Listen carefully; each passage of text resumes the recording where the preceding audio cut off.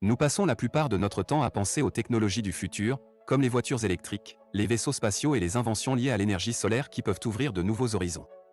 Dans cette grande lutte, nous oublions souvent les besoins les plus simples de la vie et la façon dont ils peuvent être améliorés par l'utilisation de la technologie moderne. Par exemple, l'air que nous respirons, c'est une chose que la plupart d'entre nous considèrent comme acquise, mais en réalité nous ne devrions pas.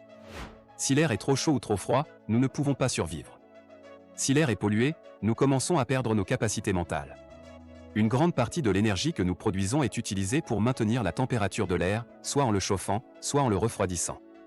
Donc, si nous voulons réduire notre consommation d'énergie et rendre notre société plus durable, nous devrions probablement nous attaquer à la cause première de notre problème énergétique, le chauffage, la ventilation et la climatisation, également connus sous le nom de HVAC.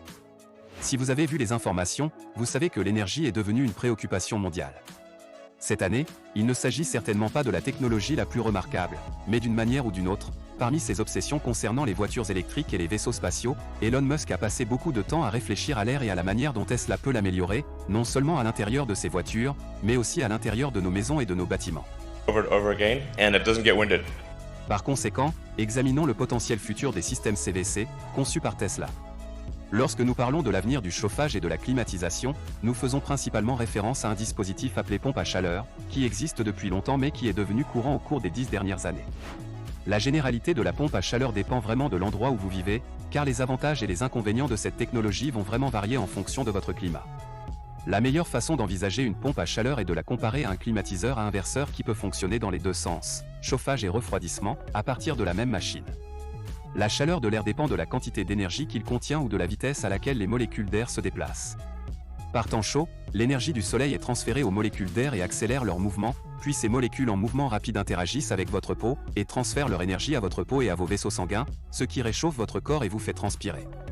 Votre corps libère de l'humidité qui absorbe cette énergie thermique et s'évapore, créant ainsi un effet de refroidissement. Le refroidissement d'une pompe à chaleur fonctionne de la même manière que celui d'un climatiseur ordinaire. Un réfrigérant liquide très froid circule dans un serpentin entouré d'ailettes métalliques conductrices. Lorsque votre ventilateur souffle de l'air chaud à travers ce serpentin, l'énergie des molécules d'air est absorbée par le liquide du serpentin. Et tant que l'air sortant de l'autre côté a une quantité d'énergie plus faible, l'air qui circule autour de vous devient froid. Les molécules heurteront votre peau à une vitesse moindre et transféreront moins d'énergie dans votre corps. C'est une chose merveilleuse, nous adorons la climatisation, mais elle utilise une énorme quantité d'énergie. Car pour avoir un approvisionnement constant en liquide super froid, la machine doit en fait générer beaucoup de chaleur, et nous savons que chaleur égale énergie. Ainsi, lorsque le liquide réfrigérant absorbe l'énergie de l'air, il commence évidemment à chauffer et à s'évaporer. Ce processus utilise généralement du fréon, qui bout à une température extrêmement basse, inférieure à -20 degrés Celsius. Lorsque vous comprimez un gaz, vous concentrez l'énergie qu'il contient, vous accélérez les molécules et vous créez de la chaleur. Le gaz réfrigérant est encore très chaud à ce stade, lorsqu'il sort du serpentin pour retourner dans le système. Il commence à se condenser pour redevenir liquide, mais il a besoin d'aide pour redevenir froid, c'est là qu'intervient le détendeur. Ainsi, si la compression rapide d'un gaz le rend beaucoup plus chaud, sa décompression rapide aura l'effet inverse. Toute cette énergie et cette activité vont soudainement ralentir. C'est comme lorsque vous utilisez une boîte d'air comprimé, lorsque vous relâchez le gaz, il devient vraiment froid. Le liquide froid qui sort de la soupape d'expansion retourne dans le serpentin de refroidissement et l'air ambiant est soufflé dessus, ce qui provoque l'évaporation, puis retourne dans le compresseur. Nous l'avons appris à nos dépens. Maintenant, en mode chauffage, une pompe à chaleur fonctionne dans la direction opposée, la chaleur générée par le fréon chaud est comprimée et soufflée dans la maison. Et pour que le fréon libre s'évapore, il suffit qu'il dépasse son point d'ébullition, qui est lui aussi très froid. Il s'agit donc d'un système vraiment efficace, et surtout, cet effet de chauffage ne nécessite pas de brûler des combustibles fossiles comme un fourneau traditionnel. Et nous savons que lorsque nous brûlons des choses, nous créons beaucoup de carbone qui va dans l'atmosphère et crée un effet de réchauffement excessif pour la planète. C'est là que nous revenons à Elon Musk et Tesla.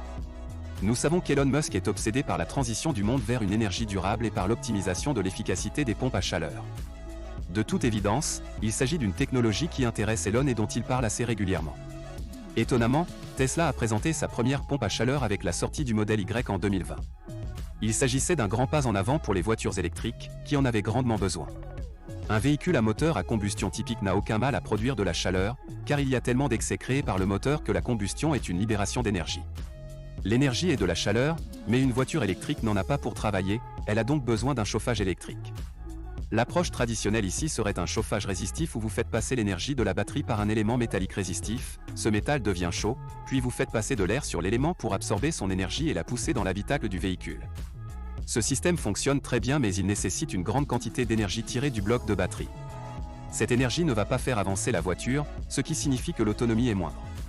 La pompe à chaleur accomplit la même chose, mais de manière beaucoup plus efficace. Rappelons que la pompe à chaleur utilise la température de l'air ambiant pour évaporer le réfrigérant liquide et le transformer en gaz. Même si l'air extérieur est froid, le réfrigérant continue de bouillir. Ainsi, l'énergie de l'air extérieur est utilisée gratuitement, puis le compresseur prend ce gaz et le comprime pour générer la chaleur qui est soufflée dans la cabine. Étant donné que la pompe à chaleur est alimentée gratuitement par l'énergie contenue dans l'air, son rendement est environ 3 fois supérieur à celui d'un chauffage électrique résistif, ce qui signifie qu'elle tire beaucoup moins d'énergie de la batterie. Bien sûr, tout s'écroule si la température persistante tombe en dessous du point d'ébullition du réfrigérant, ce qui se produit dans quelques régions du monde. Dans quelques régions peuplées comme le Canada par exemple, la température peut être parfois inférieure à -20 degrés Celsius pendant l'hiver, et des problèmes ont été signalés avec les pompes à chaleur Tesla qui ne parvenaient pas à produire de la chaleur dans ces conditions. Donc, ce n'est pas une solution pour tout le monde, mais cela fonctionne toujours très bien pour la plupart des gens. Et maintenant Elon Musk veut mettre cette technologie dans votre maison, c'est une idée dont il a commencé à parler alors qu'il était sur le podcast de Joe Rogan en 2018. Il a dit qu'il y avait beaucoup de place pour rendre les maisons plus efficaces en matière de chauffage et de refroidissement. Et il a parlé d'un système de maison intelligente, qui pourrait se connecter à votre voiture de sorte que la maison sache automatiquement quand vous partez et quand vous êtes sur le chemin du retour. Et ainsi qu'elle puisse utiliser ces informations pour réguler la température. Il ne gaspillera pas d'énergie pour maintenir la température lorsqu'il n'y a personne à l'intérieur de la maison, mais la maison sera toujours à la température parfaite lorsque vous arriverez chez vous.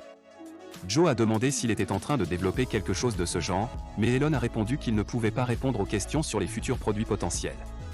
Il a également ramené l'idée à la surface en 2020 en écrivant sur Twitter « J'aimerais vraiment faire un système de climatisation domestique silencieux et efficace avec contrôle de l'humidité et filtre HEPA. Nous savons que les véhicules haut de gamme de Tesla, le Model S et le Model X, sont équipés de filtres à air HEPA intégrés. Mais il s'agit en fait d'un filtre de très haute qualité qui élimine au moins 99,97% des particules fines et des polluants gazeux présents dans l'air. Elon a aussi déclaré que la qualité de l'air est 10 fois supérieure à celle de n'importe quelle autre voiture. Une pièce étouffante peut avoir jusqu'à 1000 parties par million de CO2. Et ce niveau peut rendre votre cerveau flou et vous empêcher de penser correctement. L'ancien chef de l'IA de Tesla, Andrej Karpathy, porte un moniteur de CO2 avec lui en permanence. Musk en garde un à son bureau qui l'alerte à chaque fois que le niveau de CO2 dépasse 1000, donc c'est un élément à prendre en compte. Nous connaissons 2 produits existants que Tesla fabrique déjà et qui ont juste besoin d'être adaptés de la taille d'un véhicule à celle d'une maison. Bien sûr, les pompes à chaleur pour les maisons existent déjà, nous venons d'en parler, mais Elon pense que Tesla peut faire mieux. Il a déjà déclaré que l'unité créée par Tesla pour le modèle Y était exceptionnelle. C'est probablement la raison pour laquelle Tesla a été en mesure d'atténuer une grande partie des problèmes associés à la pompe à chaleur par temps très froid avec une mise à jour du logiciel l'hiver dernier. Cependant, quand ceux qui vivaient dans des régions gelées ont connu le plus grand des froids l'hiver dernier, les pompes à chaleur Tesla qui étaient maintenant utilisées dans tous les nouveaux véhicules n'étaient pas vraiment à la hauteur. La National Highway Traffic Safety Administration s'est même inquiétée du fait que les pompes ne pouvaient pas produire assez de chaleur pour maintenir le pare-brise dégelé. Tesla a pu recalibrer la pompe à l'aide d'une mise à jour du micrologiciel qui a semblé régler le problème. Une mise à jour du firmware qui a semblé résoudre le problème. Donc encore une fois, cela semble être une bonne chose d'avoir dans votre maison une climatisation à haute efficacité, un chauffage électrique et une purification de l'air, le tout dans une seule machine, et qui peut par la même occasion obtenir des mises à jour du firmware. C'est encore quelque chose dont Elon parle. En juillet dernier, il a répondu à quelqu'un qui a posé une question sur la CVC à la maison avec un filtre HEPA pour traiter les allergies. Elon a écrit que c'était sur la liste des futurs produits à concevoir. La plupart des gens envisagent une sorte de système de maison intelligente construit sur le système existant d'énergie solaire et de stockage de batteries de Tesla, avec le HVAC intégré. Le cerveau de votre système saurait quelle quantité d'énergie est produite par les cellules solaires de votre toit et quelle quantité est stockée dans vos batteries Powerwall. Et quelle quantité de cette énergie est nécessaire pour le chauffage et la climatisation de votre maison. Une intelligence artificielle, comme celle que Tesla développe déjà pour la conduite autonome et d'autres applications, pourrait gérer cette distribution de la manière la plus efficace possible, surtout si vous intégrez votre voiture dans l'écosystème de la maison intelligente. Elle sait maintenant quand vous partez, quand vous rentrez chez vous, et elle connaîtrait même la quantité de charge dont votre voiture aura besoin pendant la nuit. Vous centralisez et maximisez l'efficacité de nombreux systèmes très complexes dans votre maison. Vous obtenez les meilleures performances possibles sans même avoir à y penser et cela va au-delà du simple confort de vie. Si nous voulons que la majorité des foyers abandonnent le gaz naturel et le chauffage à base de combustibles fossiles, il faut qu'il y ait une solution de rechange vraiment convaincante et logique d'un point de vue financier. Il s'agit d'un projet très important, et il serait donc intéressant d'en savoir plus.